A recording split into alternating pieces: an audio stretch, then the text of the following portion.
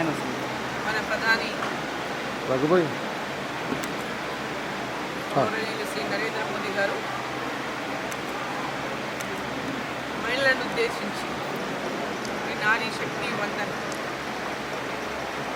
ఈ కార్యక్రమంలో పెద్ద ఎత్తున దేశవ్యాప్తంగా ఉన్నటువంటి ప్రతి రాష్ట్రంలో ప్రతి అసెంబ్లీ వారీగా మండలాల వారీగా ఈరోజు మహిళలను ఉద్దేశించి మరి వర్చువల్గా ప్రధానమంత్రి గారు మరికొద్దిసేపట్లో వారు మహిళలను ఉద్దేశించి ప్రసంగిస్తారు. ఈ దేశంలో ఉన్నటువంటి మహిళా సంఘాల పొదుపు సంఘాల మహిళలు కానివ్వండి, ఎన్జిఓ ఆర్గనైజేషన్స్ కానివ్వండి, మహిళా సాధికారత పట్ల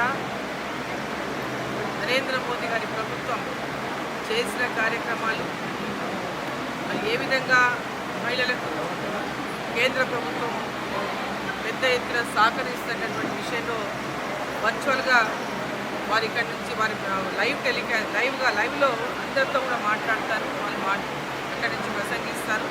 వారు చేస్తున్న కార్యక్రమాలు, మహిళల కోసం చేయబోయే కార్యక్రమాలు అన్నిటి విషయాలపై కూడా ప్రధానమంత్రి గారు స్పష్టంగా వారే స్వయంగా వాళ్ళ మహిళలకు ఉద్దేశించి ఈరోజు మాట్లాడతారు. ఇక్కడ కూడా పెద్ద ఎత్తున మన జిల్లాలో కూడా ప్రతి నియోజకవర్గంలో ఈ యొక్క కార్యక్రమాన్ని ఏర్పాటు చేయడం జరిగింది. పెద్ద ఎత్తున మహిళా సంఘాలని తెలియజేసి ఆర్గనైజేషన్స్ అందరూ కూడా ఈ యొక్క సమావేశంలో పాల్గొన్నారు.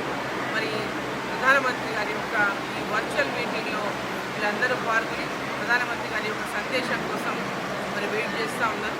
మరికొద్దిసేపట్లో ప్రధానమంత్రి గారి యొక్క సందేశం ప్రారంభంగా కూడా ముఖ్యమంత్రి గారు స్వయాన కాళేశ్వరంలో మేడిగడ్డ పైన పెద్ద ఎత్తున అవినీతి జరిగిందని వారు కూడా మాట్లాడిన విషయాన్ని ఒకసారి నేను గుర్తు చేస్తున్నా.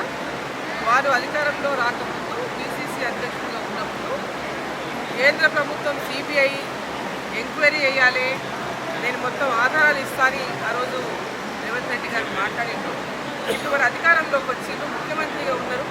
సో సిబిఐ ఎంక్వైరీని కాళేశ్వరం పైన ఇవ్వాలని చెప్పి భారతీయ జనతా పార్టీ డిమాండ్ చేస్తూ ఉంది. ఆనాడు ఉన్నటువంటి ప్రభుత్వం సిబిఐ ఎంక్వైరీ జరగకుండా ఒక జీవోని తీసుకొచ్చింది తెలంగాణ రాష్ట్రంలో. ఇప్పుడు ఉన్న ముఖ్యమంత్రి గారు సిబిఐ ఎంక్వైరీ చేయించడానికి వారు పూర్తిగా మరి కేంద్ర ప్రభుత్వానికి ఈరోజు సానుకూలంగా వాళ్ళని కోరమని చెప్పండి. సిబిఐ ఎంక్వైరీ కావాలని రాష్ట్రం నుంచి ముఖ్యమంత్రి గారు కేంద్రాన్ని కొట్టి తప్పకుండా సిబిఐ ఎంక్వైరీ జరుగుతుందట. వాస్తవాలన్నీ కూడా బయటకు వస్తాయి. అవినీతి జరిగిందా, జరగలేదా, ఏం జరిగింది, నిర్మాణ లోపం ఉందా లేదా, దాని డిజైన్స్ ఎవరు చేసిండ్రు, ఎవరు అప్రూవల్ చేసిండ్రు, ఎన్ని కోట్ల టెండర్స్ని ఎన్ని కోట్ల అంచనాలు పెంచిండ్రు, డిజైన్లు ఏ విధంగా మార్చిండ్రు, ఇవన్నీ అనేకమైనటువంటి విషయాలు బయటకు వస్తాయి. కాళేశ్వరం పైన భారతీయ జనతా పార్టీ అనేక మార్లే కాదు పెద్ద ఎత్తున కేంద్ర ప్రభుత్వం ఈ రాష్ట్ర ప్రభుత్వం చేస్తున్నటువంటి అనేక డిజైన్ మార్పుల పట్ల కూడా అభ్యంతరాలు వ్యక్తం చేసింది. వాటి మీద పెద్ద ఎత్తున మరి కేంద్ర ప్రభుత్వం రాష్ట్ర ప్రభుత్వం పైన కాళేశ్వరంలో జరుగుతున్న అవకతవకలపై కూడా మాట్లాడడం జరిగింది.